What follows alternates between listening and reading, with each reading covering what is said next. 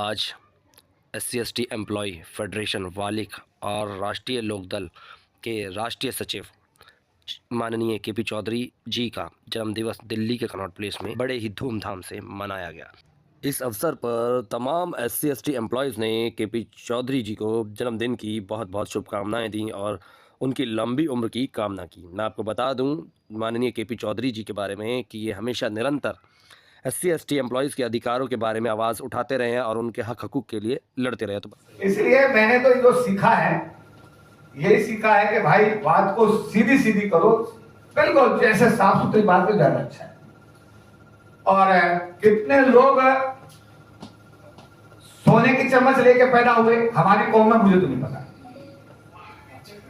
बहुत सारे लोग ना, इंदिरा गांधी का जब ऐसे हम लिखते थे शुरू में, तो she was born with a silver spoon in her mouth, यानी वो चांदी की चम्मच लेकर पैदा हुई थी। उसके आप अगर देखेंगे ना सब जगह इंदिरा गांधी के अगर विषय में लिखा जाएगा, she was born with a silver spoon in her mouth, in her mouth, यानी उसके चांदी, और चांदी की चम्मच को उस समय बहुत बड़ी बात माना जाता है। मैं कह रहा हूं हमारे लोग चांदी की थोड़ा पीतल की चम्मच लेकर कितने पैदा हुए हमें पता, समझी बात। लेकिन हाँ, आज तो भाई बात माननी पड़ेगी।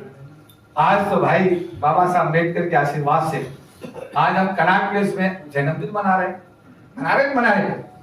और जितने लोग बैठे हैं यहाँ पर, मुझे लगता है किसी की तनख्वाह, मुझे मेरा अनुमान है 1.5 लाख रुपए से नीचे किसी की नहीं होगी, मेरा ऐसा अनुमान है, समझी बात। पर 1.5 लाख रुपया तो मिनिमाइज में कहेगा, समझी बात। तो हमारे बैंक ऑफ बड़ौदा के जनरल सेक्रेटरी साहब हंस रहे हैं पीछे, इनकी तनख्वाह ज्यादा है, इसका ये मतलब हुआ बहुत कम है। चलिए एनीवे, तो मेरा कहना आप लोगों से ये था, प्यार बांटो और प्यार, अपनापन से पेश आओ, अपनापन दो। मुझे लगता है भगवान बुद्ध का हम वो लगाते हैं हर जगह। भगवान बुद्ध हमारे हर कार्यक्रम का हिस्सा होते हैं, उनका हमारे प्रेरणा के स्रोत होते हैं। कि बाबा साहब अम्बेडकर होते हैं, तो भगवान बुद्ध होते हैं। और भगवान बुद्ध का संदेश क्या है? मारने वाले से बचाने वाले का अधिकार हमेशा ज्यादा होता है। क्या कहते हैं? करुणा, प्रेम और प्यार की बात करते हैं, कुछ और तो नहीं कहते वो।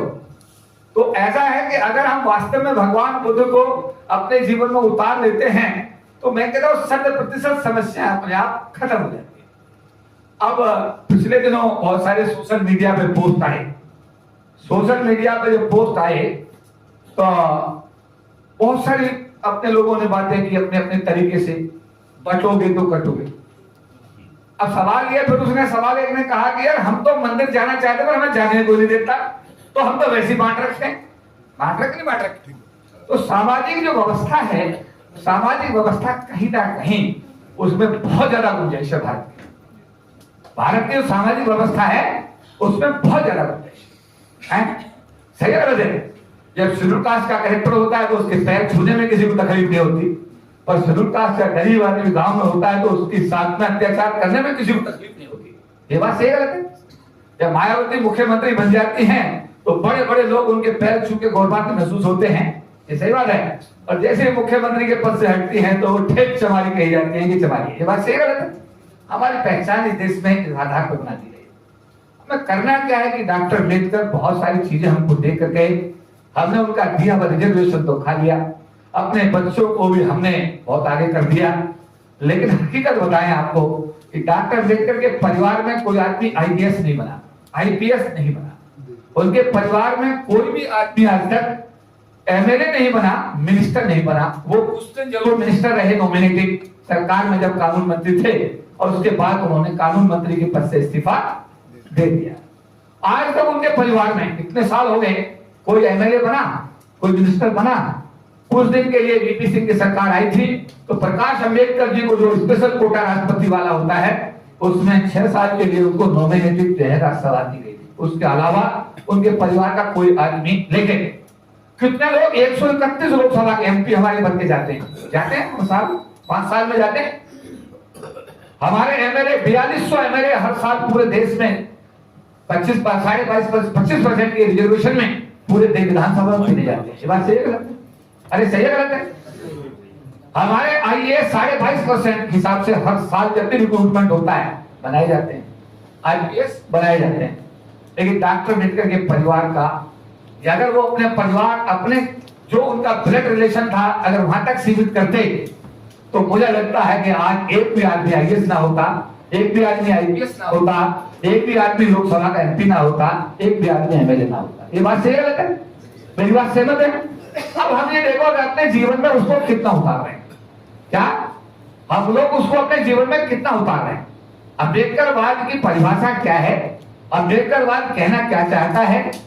बुद्धिज्म की परिभाषा क्या है? बुद्धिज्म संदेश क्या देता है? क्या हम उसको अपने जीवन में उतार रहे हैं? ये एक छोटा सा सवाल है।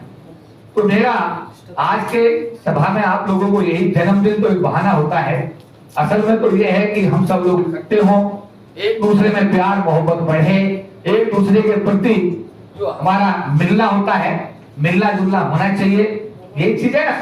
और उसके बाद में यह है कि मिलने में जुलने में कई बार क्या होता है, मैं बताऊं बात की, आपका अधिकारी बैठा हुआ है, आप जानते नहीं, आपको वो नहीं जानता, और आपका काम उसे करना है, क्योंकि आप जानते ही नहीं उसको।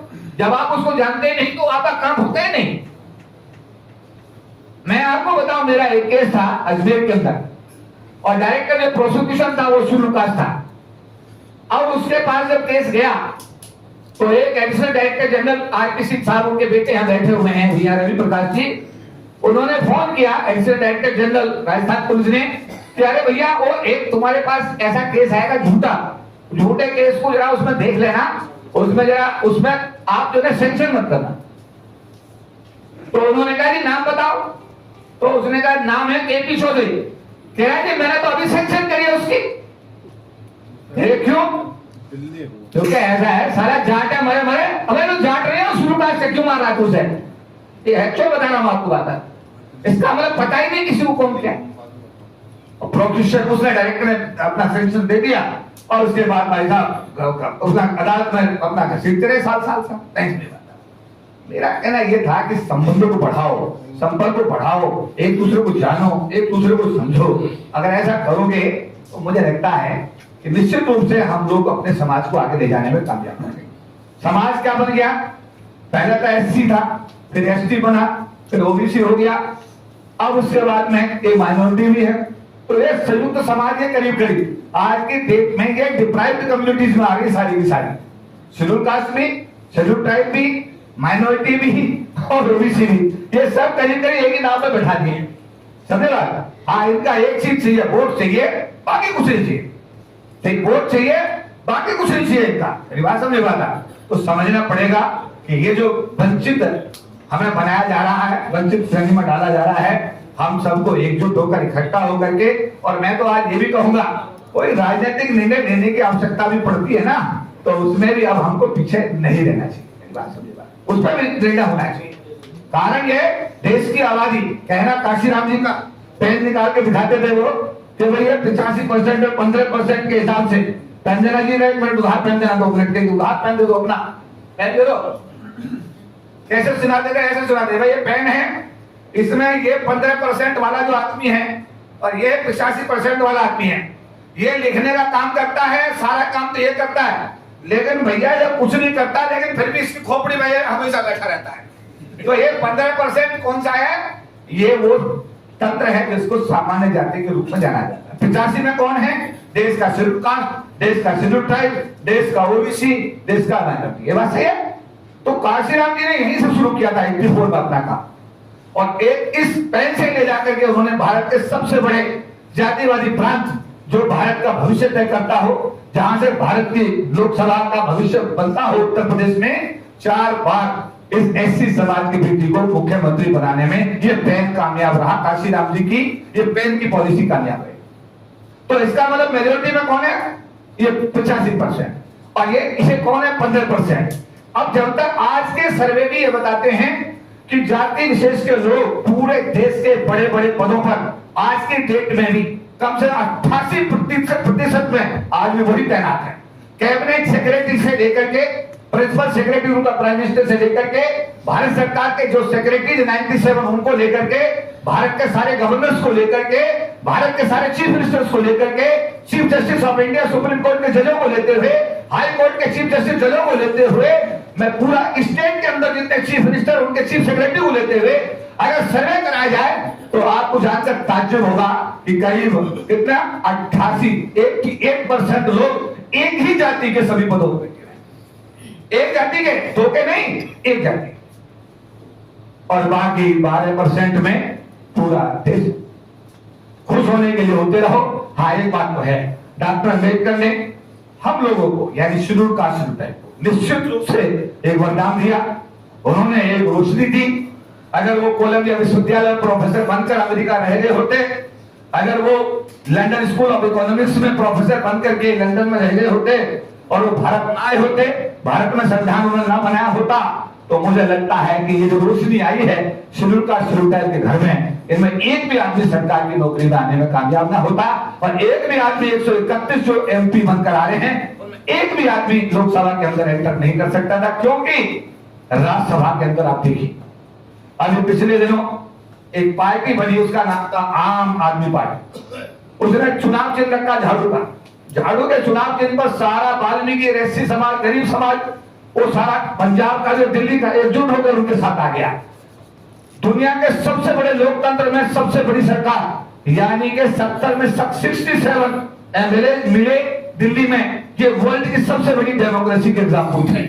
और उसके बाद में जब उनको राज्यसभा बनाने का नंबर आया तो 10 राज्यसभा जो अरविंद केजरीवाल साहब ने बनाए तो 10 के 10 उनके गुप्ता ब्राह्मण, उनके भाई, उनके जाति के लोग, और उनमें एक भी आदमी ना एससी बनाया, ना एसटी बनाया, ना ओबीसी बनाया, ना मुसलमान बनाया, माइनॉरिटी मतलब नहीं बनाया, और ना ही कोई रिक्शे वाला बनाया, ना ऑटो रिक्शे वाला बनाया। और वोट हमारी और राज तुम्हारा चलता रहा, चलता रहेगा। वोट हमारी और राज तुम्हारा। नारा तो ये था, वोट हमारी और राज तुम्हारा नहीं चलेगा, लेकिन हो ये रहा, वोट हमारी राज तुम्हारा चलता है, चलता रहेगा। अरे इस पे विचार करो यार। बड़ी कौन हो तुम भारत की? इकट्ठे हो जाओ, एकजुट हो जाओ, फैसला लो, दिखाओ कि हम एकजुट हैं। हम इस देश के सबसे बड़े वोटर हैं। हमारे बिना भारत की सरकार नहीं चलेगी। हमारे पास वोट की ताकत बाबा साहब अम्बेडकर देकर गए हैं, भारत का संविधान देकर गए हैं। इस पे सोचो, विचार करो। यहाँ इतने बड़े सीधे लोग जिनका पूरा जीवन समाज में देने में निकल गया।